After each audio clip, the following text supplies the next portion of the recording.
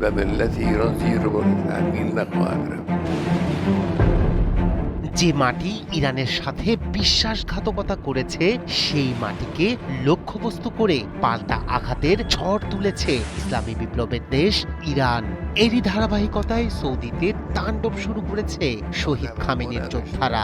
বিকট বিস্ফোরণের শব্দে কেঁপে উঠেছে আকাশ। রাতের অন্ধকার ছেড়ে জ্বলন্ত আগুনের রেখা টেনে একের পর এক ছুটে আসছে ড্রোন আর ক্ষেপণাস্ত্র। সৌদি আরবের আকাশে যেন শুরু হয়েছে ইরানি ড্রোনের তাণ্ডব। প্রতিরক্ষা ব্যবস্থার গর্জন, আকাশ জুড়ে আগুনের ঝলকানি। পুরো অঞ্চল যেন পরিণত হয়েছে যুদ্ধক্ষেত্রে। একের পর এক আঘাতে শুধু সৌদি নয়, কাতার, কুয়েত, সংযুক্ত আরব আমিরাত ও বাহরাইন পর্যন্ত ছড়িয়ে পড়েছে এই আগুন। তেহরানের বার্তা স্পষ্ট, বিশ্বাসঘাতকতার শাস্তি হবেই। মুসলিম নামধারী মির্জাফরদের বিশ্বাসঘাতকতার জবাব দিচ্ছে ইরান। এতে কাঁপছে সৌদি আরব, কাতার, কুয়েত, সংযুক্ত আরব আমিরাত ও বাহরাইন সহ পুরো উপসাগরীয় অঞ্চল। রোববার ভোর থেকেই সৌদি আরবের আকাশে শুরু হয় উত্তেজনা। মুহুর্মুহু ড্রোন আছড়ে পড়ে রাজধানী রিয়াদের পূর্ব আকাশে। এর মধ্যে কয়েকটি ইরানি ড্রোন ভূপাতিত করার দাবি করেছে সৌদির প্রতিরক্ষা মন্ত্রণালয়। সৌদি কর্তৃপক্ষ বলছে, আকাশ প্রতিরক্ষা ব্যবস্থা সক্রিয় থাকায় বড় ধরনের ক্ষয়ক্ষতি এড়ানো সম্ভব হয়েছে। তবে পরিস্থিতি এখনো অত্যন্ত উত্তেজনাপূর্ণ। আর কাতারের প্রতিরক্ষা মন্ত্রণালয় বলছে, দেশটির দিকে ইরান থেকে মোট 12টি ক্ষেপণাস্ত্র নিক্ষেপ করা হয়েছে। এর মধ্যে 10টি ছিল ব্যালিস্টিক এবং 2টি ক্রুজ ক্ষেপণাস্ত্র। অধিকাংশই প্রতিহত করা হলেও আকাশে বিস্ফোরণের শব্দে আতঙ্ক ছড়িয়ে পড়ে রাজধানী দোহা ও আশপাশের এলাকায়। ইরানের আঘাত থেকে রক্ষা পায়নি কুয়েত।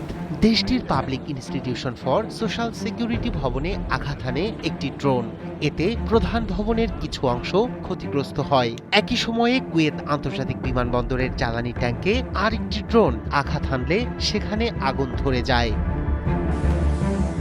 মিসাইল আর ড্রোন হামলার সতর্কতা জারি করা হয় আরব আমিরাতেও।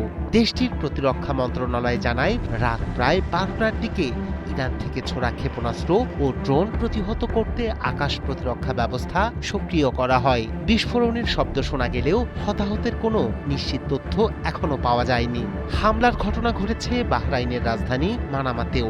দেশটির প্রতিরক্ষা মন্ত্রণালয় জানিয়েছে, একটি ভবনে আগুন ধরে যায় এবং আশপাশের কয়েকটি ভবনের অবকাঠামোগত ক্ষতি হয়। এদিকে উত্তর ইরাকের কুর্দি অঞ্চলের এরবিল আন্তর্জাতিক বিমানবন্দরের কাছে মার্কিন সামরিক ঘাঁটির দিকেও পাওয়া গেছে ড্রোন হামলার খবর। ইরানের পররাষ্ট্র মন্ত্রণালয় বলছে, আমেরিকা ও ইসরায়েলের সামরিক আগ্রাসনের বিরুদ্ধে আত্মরক্ষার অধিকার থেকেই চালানো হচ্ছে এসব অভিযান। তাদের দাবি, মধ্যপ্রাচ্যে থাকা মার্কিন সামরিক স্থাপনাগুলোকে লক্ষ্য করেই প্রয়োজনীয় ও আনুপাতিক প্রতিরক্ষামূলক অভিযান চালাচ্ছে তেহরান। সব মিলিয়ে ইরানের এই হামলাগুলো শুধু পাল্টা আঘাত নয়, বরং একটি স্পষ্ট বার্তা। রায়হান কবির, শুভ্র, 71।